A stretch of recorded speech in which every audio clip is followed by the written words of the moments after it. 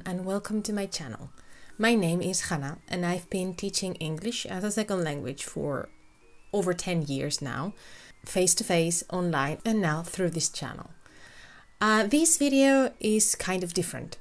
It's the first that I make in English. Usually the content of the channel is primarily in Spanish because I'm trying to teach Spanish learners how to speak English or how to learn English in a less boring and tedious way. But I've always wanted to create some kind of content like this for the students and for myself because I enjoy it. I like talking about the things I like and recommending things. And so I decided that, Halloween is a great excuse to do that. Because there's like specific recommendations that only work, or not only, but that work a lot better during this season, the spooky season of the year. Because yes, Halloween is not one day. It's like 2 weeks before and 2 to 3 weeks after. We don't celebrate Thanksgiving here, so you have to kind of connect Halloween and Christmas. So there you go. And to celebrate this season, I wanted to talk about entertainment that I believe is better enjoyed now than the rest of the year. This first video of this short series that I'm going to create for Halloween and for the Halloween season is going to be about books and just books. And I'm going to give you like 3 main categories. First one is going to be classics. Second one, proper novels. And the third one is going to be young adult.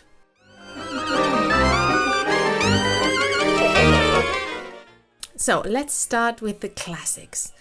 And classics, it has to be at least 19th century. And yeah, I know that especially if you are an English learner, classics tend to be a little bit difficult because of the language that they use, because of the type of words, and also because they usually tend to be like excessively descriptive and things like that. But even with that in mind, there are a couple of books that I would recommend if you like to try.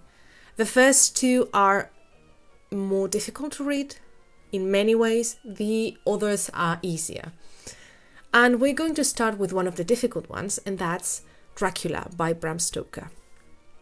The main difficulty of this novel isn't exactly the language, which, it's a classic, it's not easy, is that it's written in either letters or diary entries or articles format. So it's not like a proper book. It's a collection of writings. That makes it a little bit difficult to follow, but it also makes it a little more realistic, if you will.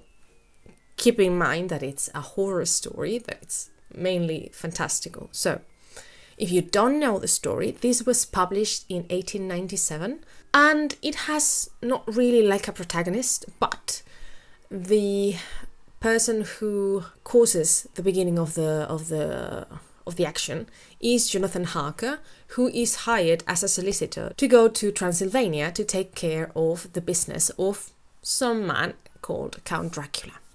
And he goes there, and while in his stay there, he kind of finds out that, the Count has, extracurricular activities, like he might be a vampire or something like that. And at the same time, we have Count Dracula, who is going to England to bother everyone in England, including Jonathan's fiancée, Mina Harker. Okay, I'm not going to tell you anything else because then I'm going to spoil too much, but it is scary, it is creepy, it is a classic. Though I have to say, if you have read books about vampires, it's not going to surprise you, because this was one of the original stories, not the original one, but this was one of the most known ones in our side of the world, and so many later stories kind of follow on that path. So you're going to see a lot of tropes and ideas repeated, that you may have already read. The next classic, and the other one that is a bit difficult, is going to be Frankenstein by Mary Shelley. Again, this is an 1818 novel, so even older than that. And again, the added difficulty, I think it's a difficulty and also kind of a help, my opinion, is that, again, it's not written in proper novel format. In this case, it has a primary narrator. It's called Robert Walton, who is the captain of a ship. And he's writing letters to family, and he quotes Victor's stories. Victor Frankenstein is the doctor that creates an experiment in which he creates a monster, And he tells the story of Victor through Victor's quotes, like as if Victor himself is speaking. And then Victor quotes the monster. So it kind of gets a bit confusing, but the story is there. And I think it's a beautiful story. It's scary in many ways, but for me, mainly in that it talks about human nature, and it goes into the argument of inherently good or evil human beings. So I think it's interesting, to say the least. So the next classic that I'm going to talk about, I'm going to make a group, okay? First of all, they have the same author, so that makes it easier to put them together. But then they are the same type of content. So these are 3 short stories by Edgar Allan Poe. It is a classic. They were written around the 1840s, so kind of in between the Frankenstein and Dracula, in that period of time. And I chose them, first of all, they are short stories, so they are easier to read if you are not used to reading yet novels or long format in English. This is a good idea.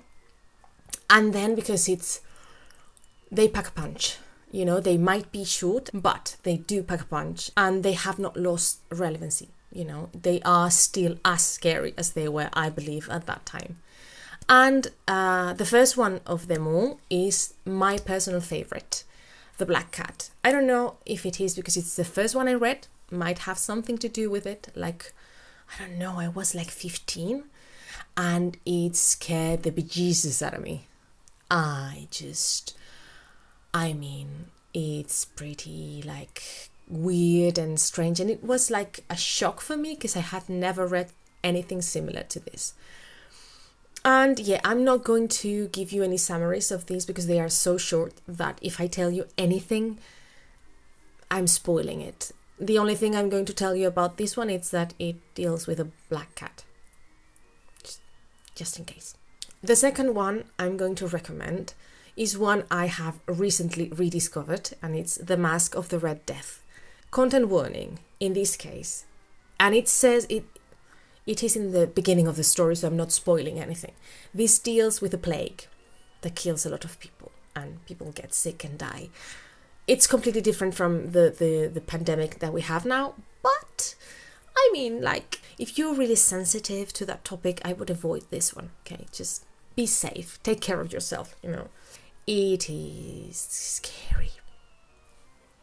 I'm going to say that. The atmosphere, the way he tells it. And the third and the last one by Edgar Allan Poe is, to me, The Telltale Heart. There's many others. There's The Raven, it's a poem. There's just amazing stories. But these are my 3 personal favorites. And The Telltale Heart is also really tense. I think I like these 3 because they share the same idea. They keep you tense through the story. You are like, the tension, it's building and building and building, and you are not relaxed at any point of the story. And I like that. And whatever you read by Poe, he is, to me, the king of atmosphere. He creates the world around the story in a way that is, I don't think I have read anything similar to that, at least in this genre, in this type of writing.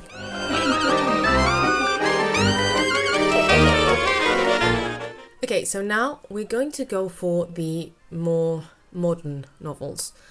Again, this is a personal list. It's a really short one, so there's a lot of books that I would include here that I have not included. I've decided to pick like the most explicitly scary ones or more connected to horror, even though I would have some thrillers that I would consider would fit. I have decided not to include them because I would make like a 2-hour long video, and I am okay with that. I don't think you are. And because that's another genre and I can make another video about that, just. So the first book in this category would be The Exorcist by William Peter Blatty. This has a special place in my heart because I started reading it by accident. I found it in my grandmother's library, or granddad's. I don't know if it was my grandmother's or grandfather's. It was a really old copy, like a bit tattered, and I don't know, it gave it like an extra scare. And I was again like, I read weird things at 16, gotta say. But I was, like 16 or so, and I started reading it, and I fell in love with the story. Because, the story is about a girl who starts having a lot of issues, and they start doubting if it is just, the regular run-of-the-mill mental health issue, if it is a more complicated issue, like medically wise, or they start wondering if it might be a demonic possession. And through the book, you start seeing how all of the characters start to kind of balance if it is, if it's not. And if you have seen the movie, this is different. In the movie, everything's really explicit and really clear, and they make it like in your face that this is what happens. In the book, they don't. It's a lot more subtle. It's a lot more doubt. You see most everything from the point of view of the mother and the priest, and they don't really know. They are not sure. They try, but they have a lot of doubt. They investigate a lot. They ask a lot. And, that process is what I think captured me the most in the book, because you go through it with them, the not knowing, the thinking, maybe I'm making a mistake, maybe I think I know what it is, and I'm just making things worse for her and for us and for everyone, and this is risky, and I think that's why I really liked it, because it didn't give you the easy answer at the beginning and then started with the gore. It just made you think. It made you question your own sanity, and I love that. And just like in the classic side, in the modern novel side, I have chosen one author that I really enjoy, and I have chosen to pick a couple of books by this author. In this case, 4 different books. The author is, I know, not everyone's cup of tea. I get that. It's Stephen King. He is considered the king of terror, and I do have to say that though I enjoy his writings, I am not a fan of his endings. I think he just loses a lot of his strength when he has to end a book. Not always, but sometimes it's just like, it's so good that it's like, ugh. Again, personal opinion. But the books I've picked by him are, first one, The Shining. Again, if you have seen the movie, you know more or less what it is about. It's about a man who goes with his family to take care of a hotel that closes during the winter season, and they're going to stay here through the winter to take care of the hotel. He wants to go there because he's a recovering alcoholic, and he's also a writer who's suffering from writer's block, so he thinks that might be the solution. Well, it's not. There's things that happen, and creepy stuff. The title, The Shining, refers to a specific set of psychic powers that his son, Danny Torrance, has, that are more or less explained through the book. But if you have seen the movie and you think, yeah, well, I know the story, just consider it, because it's not the same. In fact, the ending is different, which is, I don't know why, but it's different. So just check it out and, well, tell me what you think if you read it. With the second one, I again have to give a content warning, because this one is even closer about the current, this is October 2021, so I'm talking about the current health situation worldwide. The Stand deals with a deadly pandemic of a weaponized influenza virus that kills 99% of the humans in the world. And in this case, it's located in the United States, of course, and it deals with how the survivors start rebuilding. And at the same time, they group into 2 sides, like the good side and the bad side. There's no other way to say it. And that's the thing that is more interesting to me, is that I think it's a great study of characters and humanity, because many of the things that they do, many of the ways they behave, I kind of see it. I can't believe it. I can understand it. And that's I think what attracts me the most. The supernatural part, the horror specific part, maybe is not as good for me, but the putting yourself in that situation and living through that scares me to death. It's just, I still have issues when rereading it, because it makes me feel really uncomfortable. The third book by Stephen King that I've chosen is less known, I think, at least as far as I'm aware, but I really enjoyed it, and that's Dolores Claiborne, or Total Eclipse. I've seen it in both, with both names. In fact, I think I read it with the title Total Eclipse. This is the story of a woman, Dolores Claiborne, who is being interrogated for the death of her rich employer. And she denies she has killed her from the beginning, but she starts telling you the story of her life. And she starts unraveling things that she may have done in the past. This one might be closer to a thriller than a horror per se, but I still think you can put in this genre. And I think, again, it keeps you tense through the book. It keeps you asking questions and wondering things, and it's interesting to read. And the fourth and last one is Dreamcatcher. Again, there's a movie. In this case, this book tells us the story of 4 friends who went through a complicated situation in their childhood that left them with special powers, each one different. When you read it, I'm just going to tell you that my favorite is the Mind Library. To me, that's the best. I don't know why, but I love it. But each of them has a special psychic power. And many years later, they are getting together every year to go on a trip to a hunting cabin that they go every year, the same days of the year. And while they are there, they come into contact with another hunter who has been hurt, and things hit the fan. I'm not going to tell you anymore, but as well as developing the action, the proper, but from the story that's happening at that time in the cabin, they get to start understanding better what happened to them when they were kids, and start to maybe solve a lot of issues. An interesting read, nonetheless. So, I would recommend it.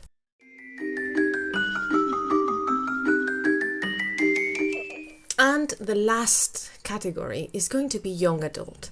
This one, I put it here for 2 reasons. First of all, because for English learners, again, maybe these categories are easier to deal with, are easier to read than a novel. But also because we tend to think that there's no good writing in young adult, and that's a freaking lie. There's amazing things in young adult. There's amazing authors. And I have chosen here 2 books by 2 different authors. Though, if you have the opportunity, I would recommend reading anything they have written, because I think they are really good writers. The first one is by Maria Gripe. This is not the first one I read, but it's the one that's haunted me through the years. Still, I have mental images of things that they describe in the story that I cannot take from my mind. There's one of a walk, a pathway, and a fence, and then a house.